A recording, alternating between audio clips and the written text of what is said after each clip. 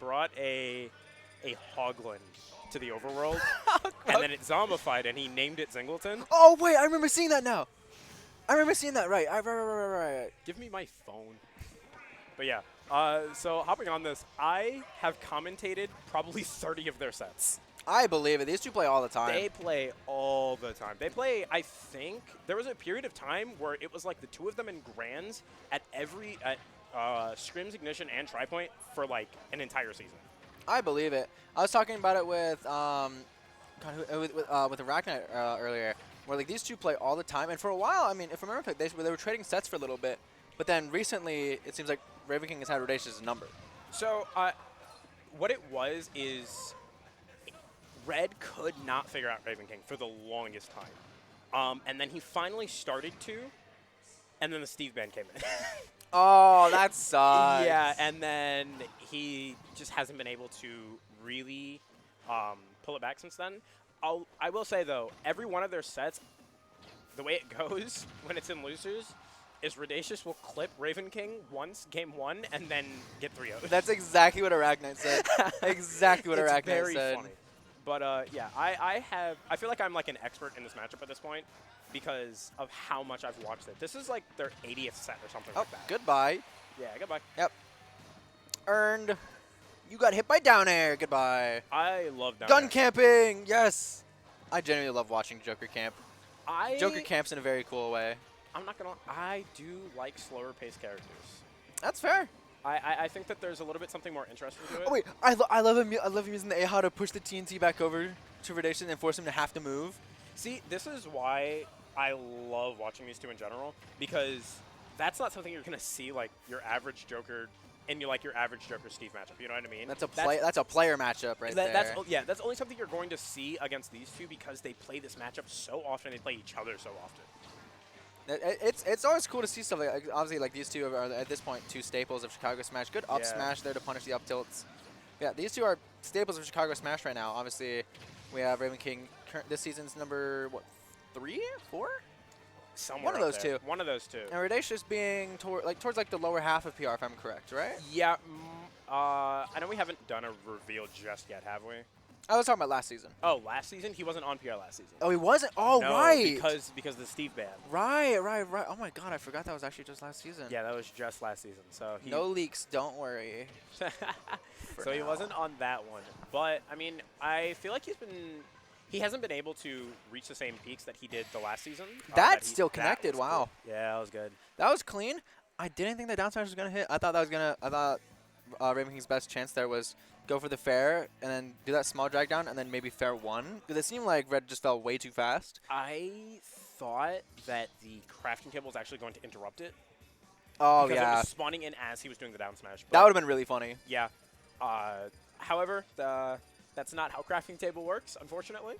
I got to eat more of this quesadilla. I'm so hungry. And the person who made it, it's so good. Go ahead. But unfortunately, crafting table almost never works out in Steve's favor. But we're going to hop into game number 2 here. Well, let's see how this goes. Hollow Bastion. Red kind of likes the stage against Ravenking, I feel like. Also, down tilt into grab is a true combo. What? Yeah. On Steve's down tilt into grab is true. He needs it. He does need it. His grab sucks. Obviously, he needs it. You saw that last set where it just... Oh, yeah. Like, it was funny, but yeah. Like, Kuka didn't even need to spot dodge that, by the way. He didn't even need to spot dodge it. Wait, that just straight up went over him? Yes, because he was crouching. He got hit by the imposter combo.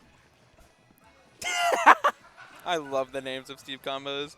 The only one that I don't know the official name of, but I will always call it that. It's where like you have the blocks right above ledge and you back throw them on them and they get spiked guaranteed. I don't think we have a name for it. I would just say to Brazil.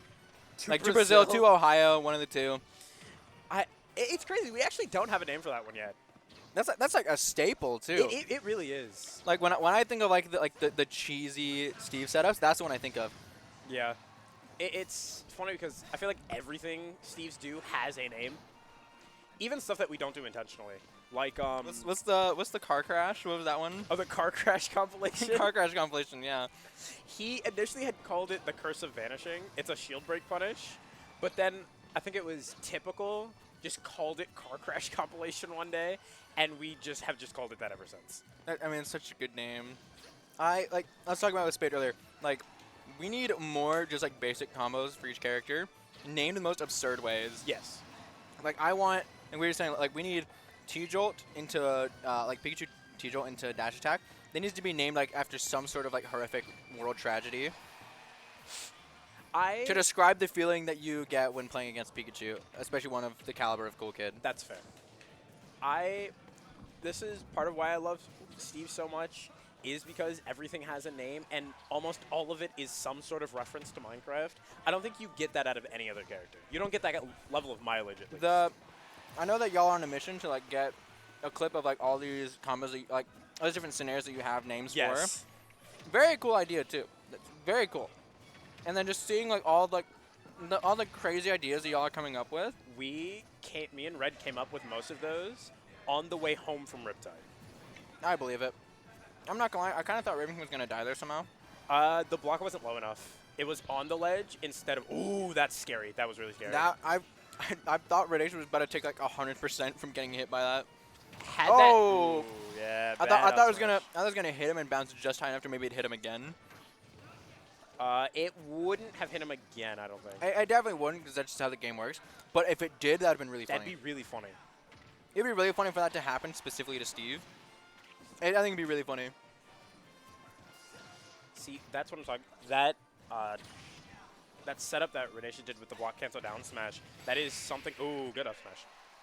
Ravenking did a really good job avoiding that entire setup, because the setup covers neutral get up, it covers jump, it covers get up attack, and it covers roll. Damn. It covers everything. But damn, Ravenking is really good at the matchup and knows everything about the character, at least about the way Red plays, and was able to avoid the punish for it, because when you roll the down smash, when you roll you break the block, and now I have no end lag, so now he's buffering minecart. Oh my god, that's But Ravenking was able to avoid that. Because he plays Red so much. Dude, that is like so many different levels of counterplay. That's insane. The true option is to either be Ravenking and just be ballsy, or to just wait. Always. Always. One of the answers is always just to wait. Steve setups on the ledge. I'll say this until I stop playing this game. Steve options on the ledge are all designed to make you panic. The answer is always to wait. They're on a timer. Just wait. Just wait it out. Why did it send him that way? I don't know. This game... I wish I understood this game a little bit more. Yeah. Ooh, block. Not being... He tried to slide off the block there.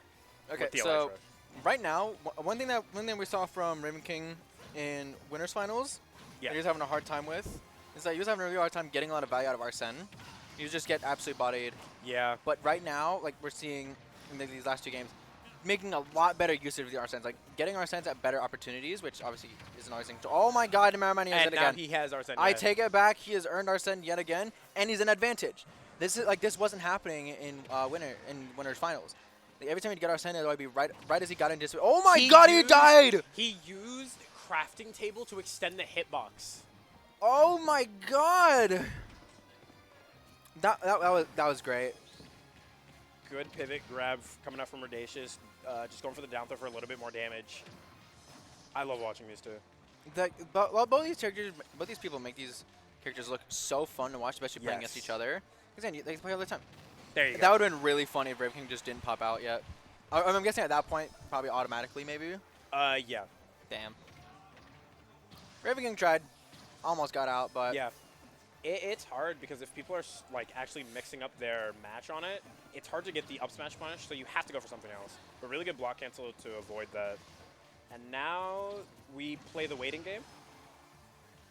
The thing about this matchup is essentially Red has to camp out Arsene, which he has the ability to do, but with Joker's movement, it's just really hard, especially Steve's bad movement.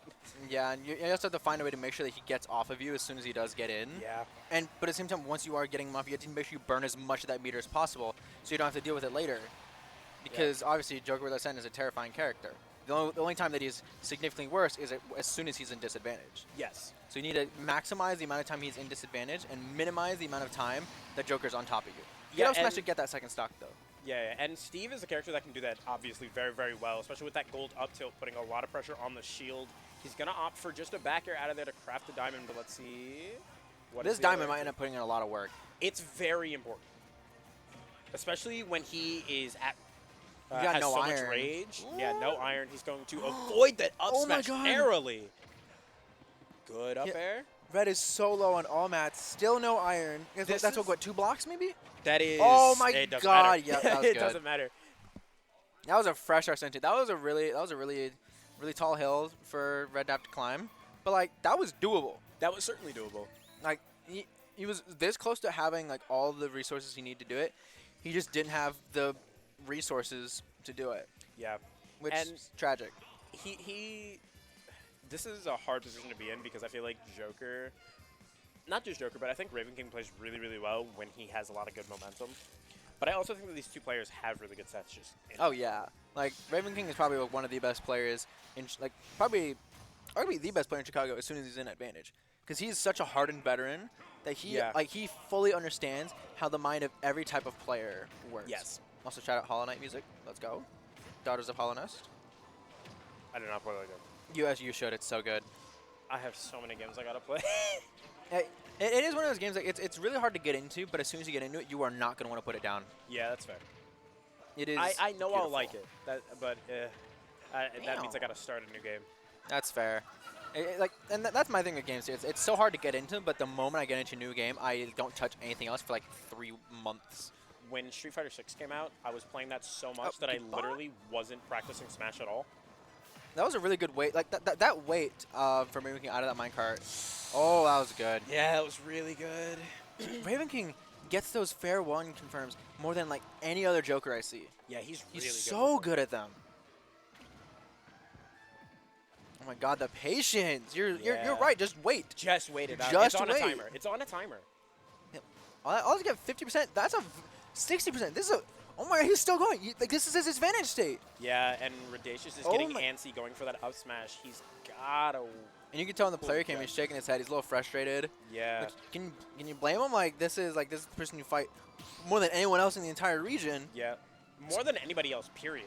Look at how high Dacious' shoulders are. Yeah, bro is stressed. He is tense, but he's going to take that tether cancel with the back air. Let's see how much more he can push out of it. Missing that axe combo just barely. He might. I think he's just fishing for diamonds here because he gave up.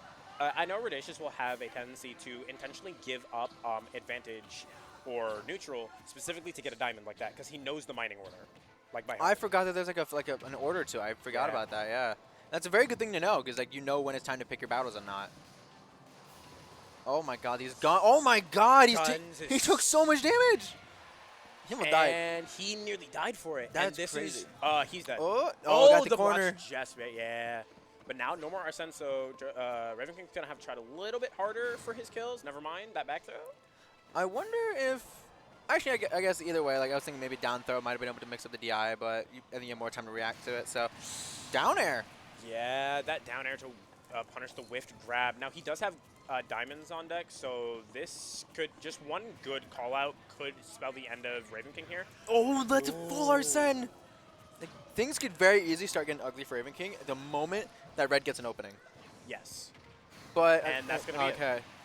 Now this right here, this is where it's going to be really, really, really scary on the side of Ravenking, because you're up against a Steve with enough resources, has the gold for that powered minecart, but also has the diamond. Yeah, but that's a Ravenking. Ooh, the Arsene meter's already here. Arsene on deck. Scary position for both players here. Nice. That's up so much damage. Let's see. Yeah, Red, if he wants this, he's going to have to play it patient, wait out Arsene. It's almost gone here. Oh, he's so low on resources. Ravenking he's has to empty. Capitalize. Ravenking just has to keep the pressure up. He has no resources.